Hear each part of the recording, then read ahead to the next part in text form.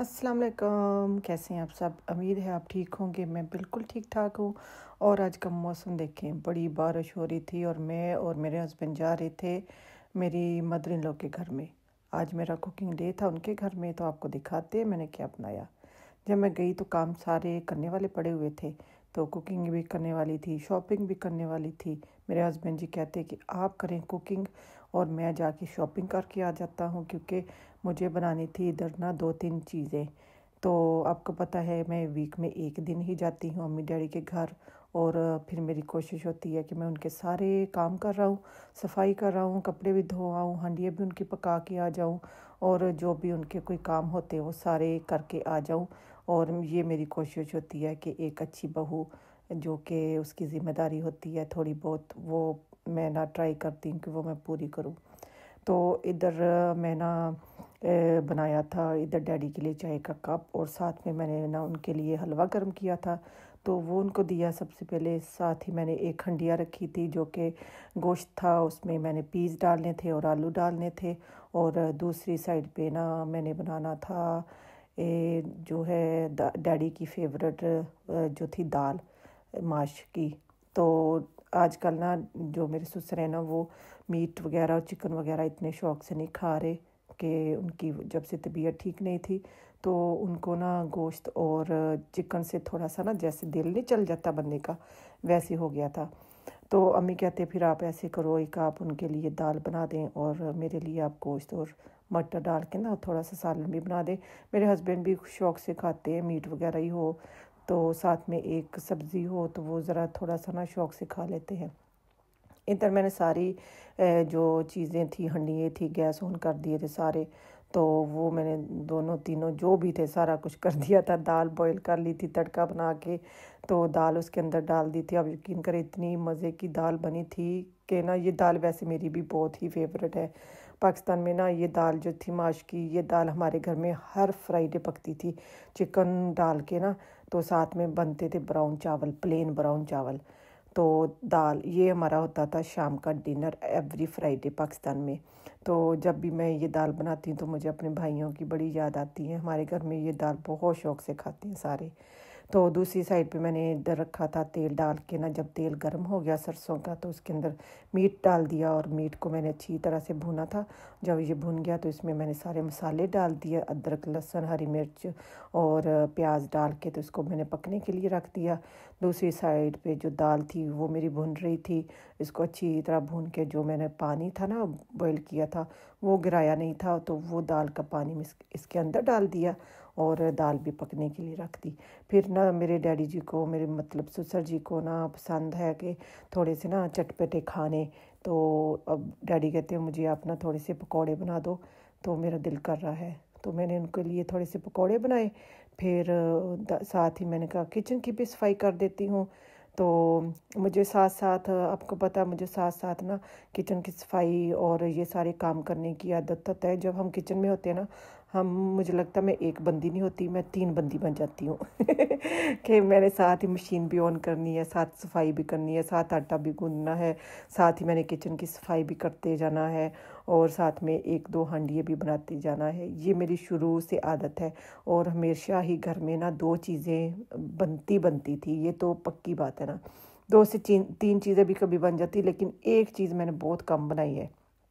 फिर इधर पकोड़े फ्राई होने लगे। पकोड़ों में मैंने ना आलू जो बारीक बारीक काट लिए थे, फिर प्याज अदरक थोड़ा सा डाला था, थोड़ा लहसुन डाला था, थोड़ी सी मेथी डाली और पालक डाली, और इनको सारा कुछ मिक्स करके तो पकोड़े मैंने गरम गरम बना के थोड़े से अम्मी जी को दिए, थोड़े से डैडी जी को दिए, और मेरे हस्बैंड चले गए थे शॉपिंग करने के लिए। तो फिर ना उनको दे दिए, कहते हमने तो दाल के साथ रोटी खानी है, इतने ज़्यादा पकोड़े ना देना, बाकी जो पकोड़े थे वो आप कवर करके रख देना, दूसरे दिन हम लंच में खा लेंगे। तो मैंने कहा ठीक है अम्मी जी, कोई प्रॉब्लम नहीं। फिर मुझे भी जैसे तसल्ली होगी कि दूसरे दिन ना उनके लंच का फ़िक्र नहीं होगा, वो केरर आएगी और आके पकोड़े गर्म करके उनको चाय के साथ दे देगी। तो इधर मैंने ना आटा भी गूंद लिया था। फिर एक पैन में ना दूसरे दिन की चाय का सामान रेडी करके अम्मी जी के लिए रखना था। वो मैंने अदरक और वो सुबह को चाय पीते हैं अदरक वाली ना, तो अदरक और उसके अंदर लौंग और मोटी इलायची, दालचीनी और सौंफ डाल के वो भी मैंने कवर करके रख दी। और साथ ही इधर डिनर का टाइम हो गया, तो मेरे हस्बैंड भी आ गए थे। तो मैंने कहा आप लोग जल्दी से ना खाना खा लो, क्योंकि मुझे घर जाना था, फिर आदम को ना जिम पे लेके जाना था, तो टाइम इतना ज़्यादा नहीं था सारे काम करने के लिए। तो इधर मेरे हस्बैंड आ गए, उनको खाना मैंने दे दिया। फिर साथ ही अम्मी जी और डैडी जी के लिए भी रोटी बना के रख दी। वो कह रहे थे कि अभी हमने पकौड़े खाए हैं तो हम थोड़ी देर के बाद खाएंगे, तो आप बस रोटियाँ बना के रख जाओ, तो फिर हम बाद में केरर आएगी तो वो हमें गर्म करके दे देगी। तो ये भी आप अक्सर पूछते हैं कि वो आपके साथ क्यों नहीं रहते या आप उनके साथ क्यों नहीं रहती। इधर मसला होता है कि हमारे घर इतने बड़े नहीं होते और हर किसी की अपनी प्राइवेसी होती है, अपना उठना बैठना रहना सारा कुछ होता है। तो इसलिए ना हमारा भी घर छोटा है और अम्मी जी का भी घर इतना बड़ा नहीं है कि हम सब उनके साथ रहें, और हमारा भी घर इतना बड़ा नहीं कि वो हमारे साथ रहें। तो इसलिए अपने अपने घरों में रहते हैं। और माशाल्लाह से उनके बच्चे हैं, बेटियां हैं और बेटे भी हैं, तो वो सब फिर अम्मी जी का ख्याल रखते हैं, आते हैं, अपनी अपनी ड्यूटी हर कोई निभाता है। तो यही होता है माँ बाप के लिए कि उनके बच्चे आते रहे, उनको मिलते रहे, उनका ख्याल रखते रहे। तो यही हर माँ बाप की जो होती है ना खुशी होती है कि जब वो अपने बच्चों को देखते हैं। तो इधर रोटियाँ मेरी बन गई थी सारी, तो साथ ही मैंने ना सफाई भी कर दी शुरू, तो हर चीज़ को जगह जगह पे रखा। फिर ये मेरे हस्बैंड जो शॉपिंग करके आए थे, मैंने कहा वो भी सारी चीज़ें इनकी ना जगह पे रख दूं, और सामने सामने पड़ा होता है ताकि उनको कोई भी जो केरर आती है ना उनको कोई दिक्कत ना हो चीज़ें ढूंढने में। फिर मैंने हूवर लगाया, फिर अम्मी डैडी के लिए प्लेटों में सालन डाल के रख दिया, रोटी गर्म वो भी रख दी साइड पे, पकौड़े भी कवर करके रख दिए, और कुकर को साफ़ किया। और हर मेरा दिल होता है कि हर काम मैं करके जाऊं।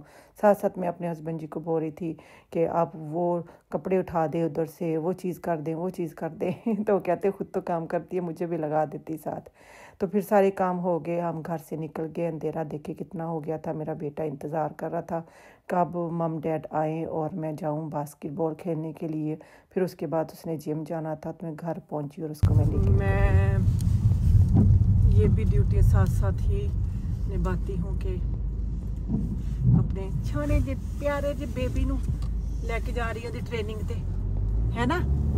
ये फिर जिम जाऊंगी, फिर मैं थोड़ा अपने लिए टाइम निकालूंगी, फिर इसको उठा के घर आ जाएंगे हम।